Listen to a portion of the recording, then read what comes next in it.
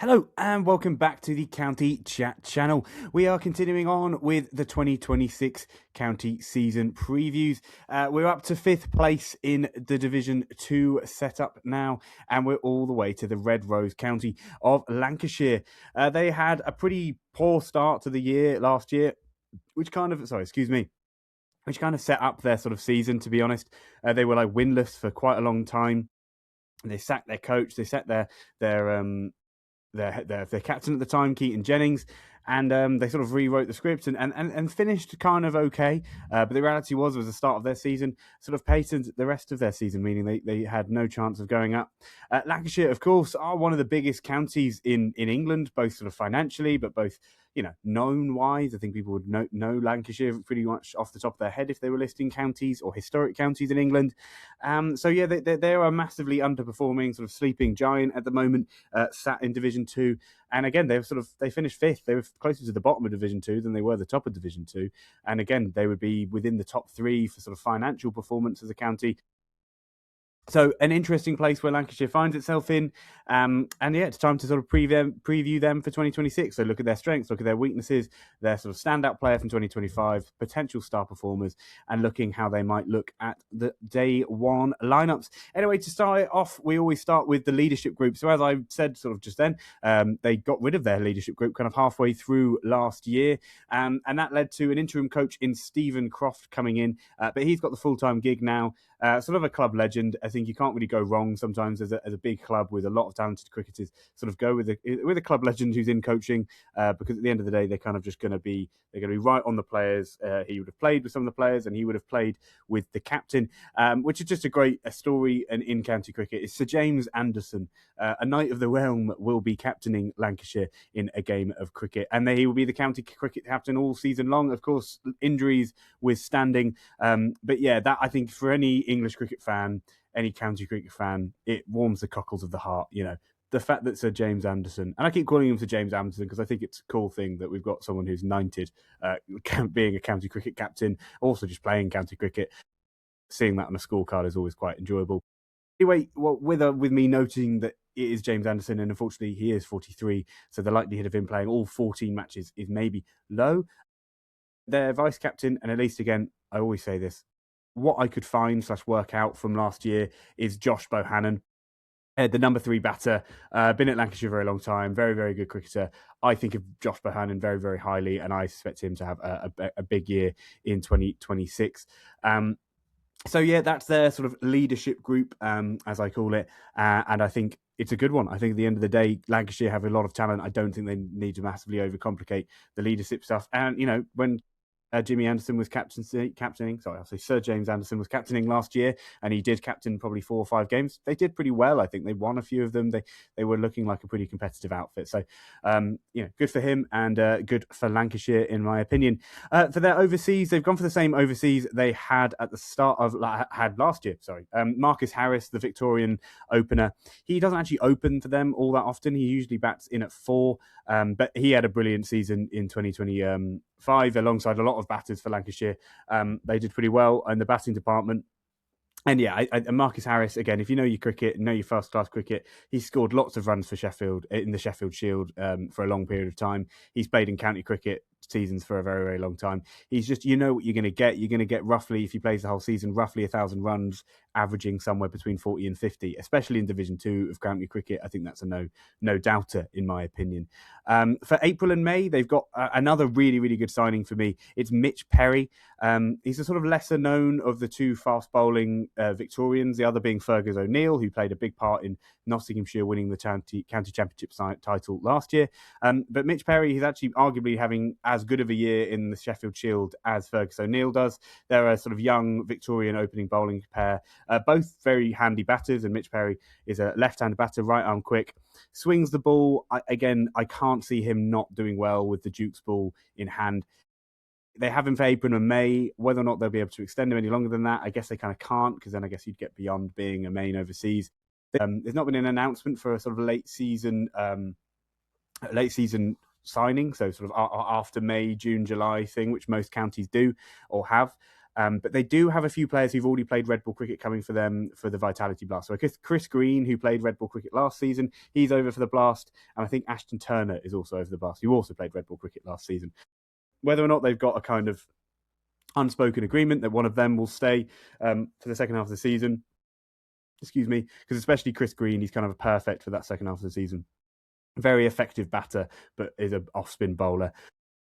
Ashton Turner also bowls off spin, but it's just I think if they could choose one of the two, I could imagine Chris Green being that option because he also did very well last year. Anyway, onto the sort of listing of their batters and their bowlers and their all-rounders. You'll notice I've just literally just done the Lancashire record, so it's really obvious to me. They've got a massive squad, Lancashire. Quite frankly, they've got lots of money as a county. They're one of the top three for financial sort of health in the county cricket. I know this obviously all through looking at the Sussex financial issues. So anyway, without further ado, Marcus Harris, Keaton Jennings, Josh Bohannon, Phil Salt, Michael Jones, Matthew Hurst, George Bell, Rocky Flintoff, Kashana Funshenka, Harry Singh and Joe Moores. For bowlers, Sir James Anderson, Tom Bailey, Sakib Mahmood, Ajit Singh Dale, Tom Aspinall, Jake Blatherwick, Mitchell Stanley, Ollie Sutton, Charlie Barnard.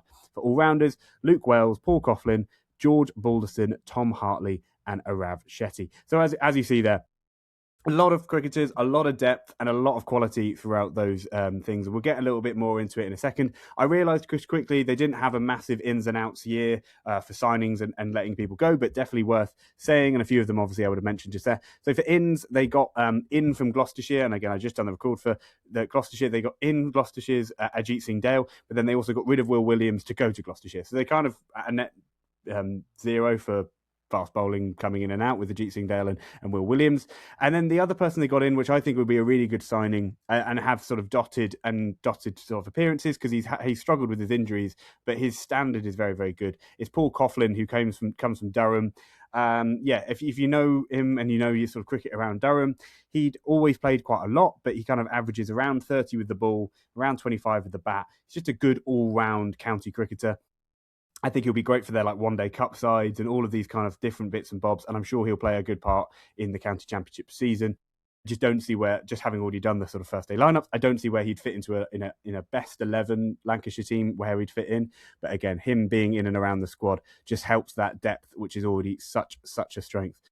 So sort of getting onto the team review, I've already kind of mentioned it already, but having had like such a poor season to the start of 2025, they did have quite a good turnaround at the end of the day. In one fell swoop, getting rid of coach and captain. I mean, it's not going very well when something like that. At the end of the day, they did recover well, but at the end of the day, they did also finish 5th out of 8 Division 2 counties and 15th out of 18 counties, full stop, if you go with Division 1 as well. I keep using that stat, but I think it's quite illuminating to these bottom table counties that, like, you are doing quite badly if you are down here. That's obviously only relative, but at the end of the day, that's all you can be compared against, right? And Lancashire, especially when they've got the budget for like probably top 3, and not probably, I know for a fact it's top 3, having done some research into the finance of the county game recently. So say they're 3rd and they've come 15th. It shows there's a big difference there. So they've got a big season ahead of them. Obviously, I think their main goal, probably, I think it being quite explicit, is just getting back to Division 1. I don't think they're probably thinking all that much about One Day Cup and T20 Blast comparative to that, just for, I think, the stature, just for the kind of prestige of Lancashire, if nothing else, to be honest. But as I say, they've kind of reset for 2026. Like Sir James Anderson and Stephen Croft as a head coach captain pair just feels like a kind of proper Lancashire. We are good enough. We've always been good enough. We're a Division 1 county. We'll get back to it. It'll be interesting to see if that pays off with kind of going with the kind of they know the club element, which is often joked about in football. So it will be, as I say, sort of interesting to see how that goes on. I think they've just got so much depth and so many great young cricketers. I really can't see who are sort of great young cricketers who are kind of coming into maybe getting into a side now. I just don't see how they won't keep progressing as a team. At the end of the day, when you've got such depth in your bowling that you can pretty much rotate 3 seamers each time, like if they wanted to. I mean, Sir James Anderson, Tom Bailey, Sakib Mahmood. Today, that's 3. Ajit Singh Dale, Tom Aspinall, Jake Blatherwick. That's another 3. Then you've also got to add on Mitchell Stanley, Ollie Sutton, Charlie Barnard, all of these like various bowlers. They can just keep swapping. And this is not even including people like George Balderson, Paul Coughlin, Tom Hartley, Arav Shetty, Luke Wells, even with his part-time spin. Well, not even part-time. I would call him an all-rounder. That's why I put him there. I just think their depth of bowling is such a strength, and especially in county cricket seasons where injuries are so often there, with the very high schedule and all of the things that people have issues with in the county cricket game. Having that depth is such a luxury, and it's such a luxury that other teams can't afford. I just did the Gloucestershire recording and did a little bit of ranting about county cricket finances, so it's on brain. But Lancashire compared to other Division 2 counties are just they just dwarf them in the size of like their squads and their ability to have a lot of cricketers on staff. And I think it's a big deal. And I think Lancashire, having had a poor season last year, I think that will be remedied this year to me. Standout player, as we have been doing for county the previews this year. So this kind of standout player. So to me, it's like a reflection of last year, right? It's a look back on 2026, 2025 even, and like who was the best player from 2025. And then if they're the best player in 2025, there's a good chance they'll be one of your best players in 2026. And then you've got the potential star performer. So again, this is more of a look forward to the future. For me, I always think of it as a sort of like, well, I always think of it. I've thought of this idea in the last week or two, but I see it as a bit of a recognition of maybe some talent going forward and someone you think might do well. So to begin with, the standout player from 2025 to me was clearly Luke Wells. He led the team in runs. He scored 1,074 runs at an average of 42. 300s, 450s. He also moved between opener and batting six when Lancashire were struggling. I think they decided to blow up the one incredibly good part of their team, which was their opening pair of Keaton Jennings and Luke Wells, and they put Luke Wells at six. So again, even the fact that he can do that for your team and move amongst the teams would be an incredibly valuable player. He would still be within a fight for this if you didn't add on the fact he bowls very handy spin. He bowls leg spin and he does bowl off spin to left-handers. I think his stats don't do him justice because, again, I think he falls into the realm of someone who has to bowl a lot when nothing's really happening. But he got 12 wickets at an average of 41, but he bowled 116 overs last year. So I guess you can see there, like they did rely on him to bowl some overs, and just again that value that he brings in both ends of the ball. Both sides of the ball, not ends of the ball. I think is an incredibly valuable thing for Lancashire. So I have him as a sort of standout player for 2025. And then the potential star performer for 2026. This has been a player I've always had a big just been a fan of, simply, for quite a long time, is Matty Hurst. I think I'd become a fan of him in a way because he and George Bell had always been compared. They were these two young Lancashire wicketkeepers. And to me, no disrespect to George Bell, I thought it was really obvious that Matty Hurst was the better of the two players. Just watching them, looking at their stats, and he kind of got proven right. He's become their kind of full-time wicketkeeper batter. He played all 14 matches last year. He scored 748 at an average of 37. I just basically, as much as that's already a very good season for a wicketkeeper batter, I always see him only improving and having a bigger year this year. I think he's in his early 20s, mid-20s, and I think he's primed to just have a very, very, very, very big year, and he's an incredibly talented cricketer. I also wanted to throw Josh Hannon in there because I thought, as a sort of just a bit of a shout out to him, because I think he's sort of ready for a big season. And my memory was that he'd had a bad year last year. He scored 874 runs. I think that sums up the quality of the player. Even when you kind of think he's not had like his best year, his reality is he has had a pretty good year. So that is the kind of quality that Lancashire have. So to me, I'm going with Matty Hurst as my potential star performer, but just a bit of a shout out to Josh Bohannon and the fact that I think he will do very, very well in 2026. So we'll have a little look at the stats from their 2025 campaign. Maybe have a little look at sort of what we think went wrong and also, where some things might need improving. Anyway, so here we go. Straight off the rip, you can see Chris Green and Ashton Turner, the two I was mentioning there, who played those Red Bull games last year, who were coming back for the T20 Blast. Both averaged ridiculously high. They were playing on quite flat Old Trafford pitches in the middle of the season, and both very much cashed in for their first-class records, both getting 200s, no 50s in less than 5 innings each, or 5 or less innings. Again, on the averages front, you had Marcus Harris playing only 10 matches and he got past 1,000 runs. He was absolutely dominant whilst he was around last year. I actually don't know why it was that he couldn't play the whole season, whether or not it was just injury or sort of family stuff. Because at the end of the day, someone like Marcus Harris is playing a whole season back in Australia, then taking what is usually his entire summer off, or winter off in Australia, to then do another entire summer in England. So they often missed a few matches, whether it be family things or just literally they want to. I'm not too sure. Anyway, continuing on, we got Luke Wales, who I've just mentioned, another 1,000-run batter, for average of 42, 300s, 450s, and we'll get onto his bowling later on, as I mentioned. The former captain, Keaton Jennings, I mean, he may have had a bad year to begin with as a captain, but he had an incredibly good year with the bat. 1,054 runs, average of 42, 200s, 550s. Again, all things you really want to see from your openers. At the end of the day, when you've got three players in your top four who've scored more than 1,000 runs, you should be in an incredibly good position. Matty Hurst, again, average 37 with the bat, 748 runs. Bohannon, 874 runs, average of 36. Again, this would be rounding out your top six with these two, Matty Hurst and Josh Bohannon. So again, no, not top six, sorry, top five. And again, it just shows the position and the depth they have. Michael Jones had quite a good year for Sussex for Scotland in the T20 World Cup. I say year, like 3 weeks or whatever it might have been. But he kind of flatters to deceive sometimes in county cricket. So it'll be interesting. I think he'll be looking for a breakout year, because when he's on song, he's high strike rate. Can sort of dominate teams, but he is kind of I would say, an underachiever to his talent levels in county cricket so far. So it will be interesting to see how that plays out. George Balderson is the all-rounder. He's a sort of bowling all-rounder, but he's a very good bowling all-rounder to have.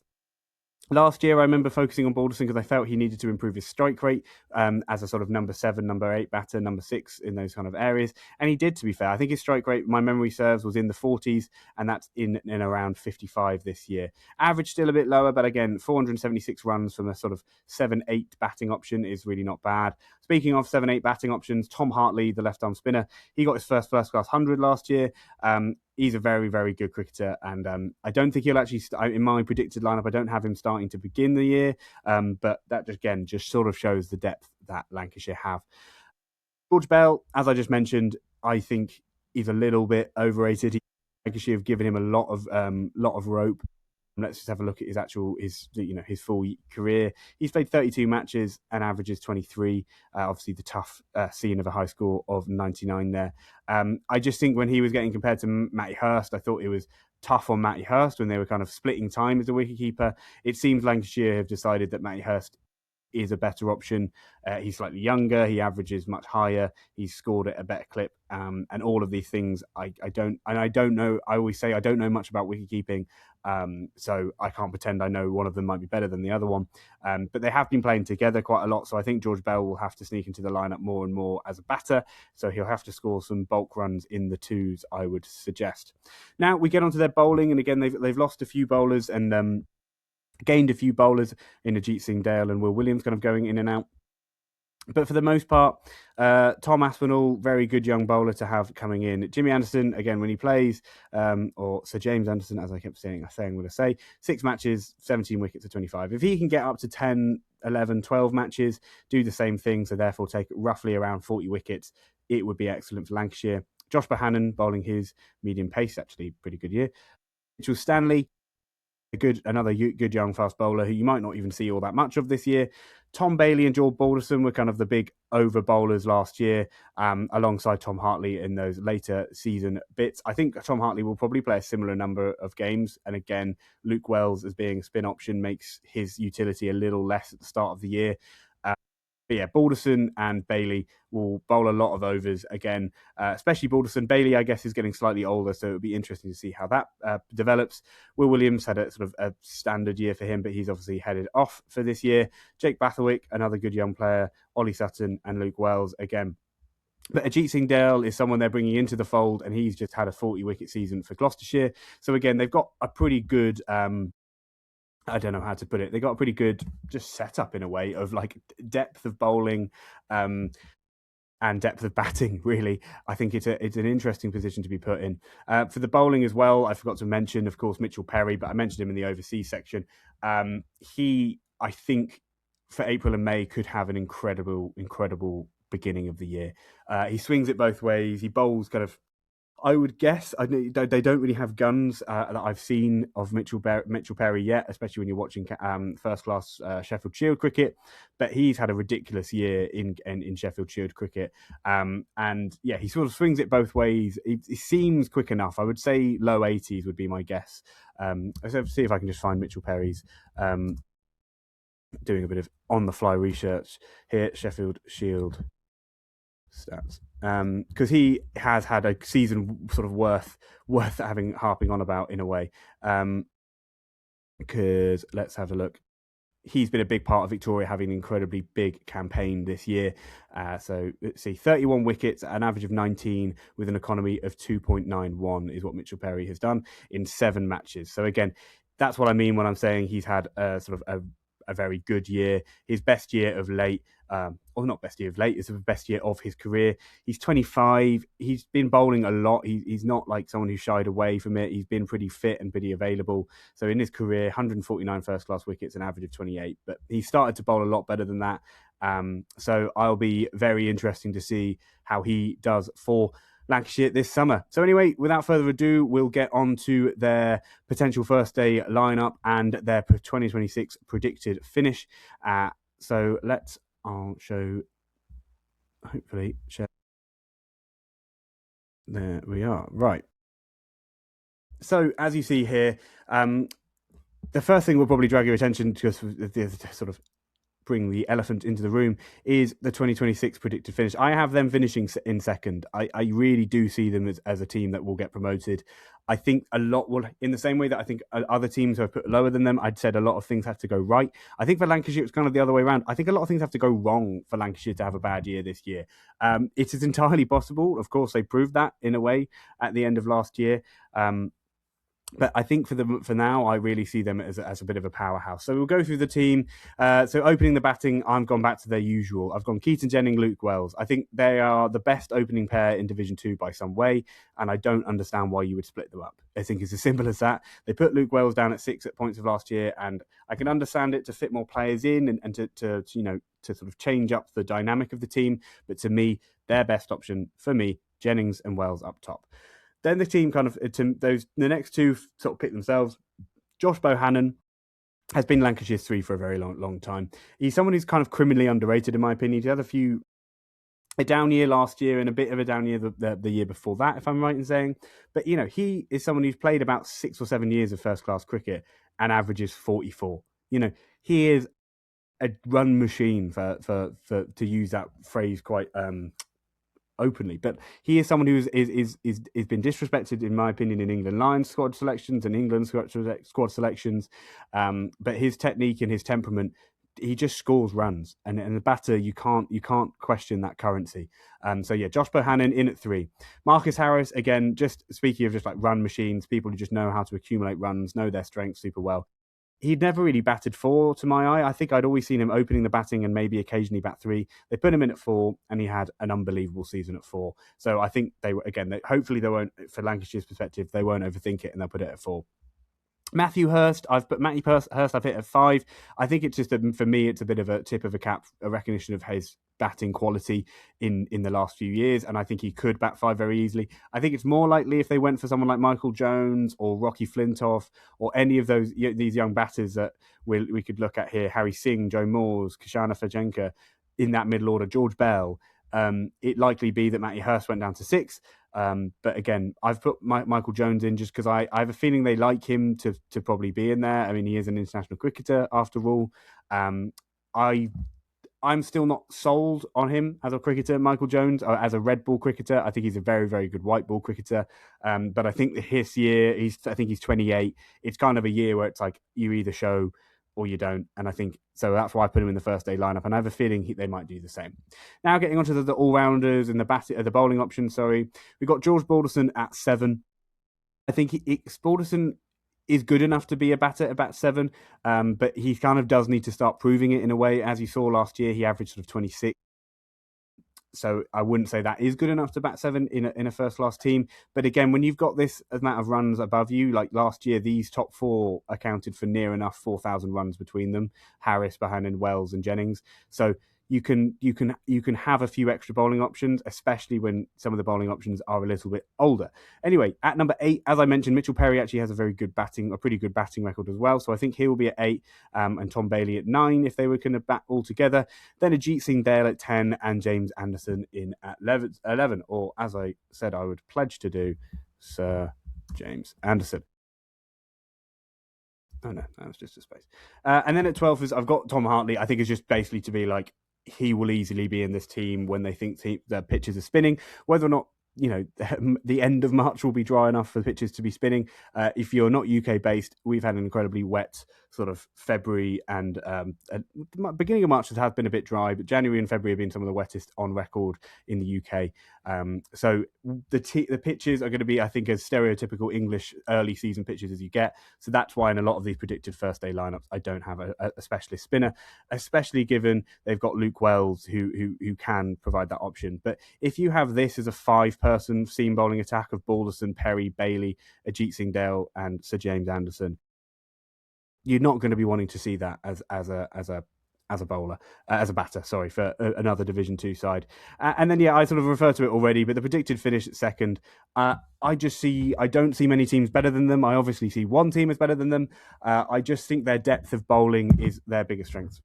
I think overall, I genuinely see Lancashire as probably one of the strongest counties in Division 2. I think their team would probably do pretty well in Division 1, which I think is a good sign of any Division 2 team that might get promoted. That's the sort of predicted finish, and that's Lancashire's preview, really. I think I've covered all their bases. I think the reality is that their great strength is their depth and their high-end batting. Their batting is such a high level, those top players, that they just need their bowling to stand up and they need their bowling to stay fit enough.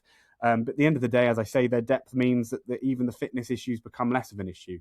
So I think Lancashire are primed to go up. Whether or not they'll go up in second or win the league is in another matter to be seen. I'm putting my sort of stake out there that I think they will be in the title race this year.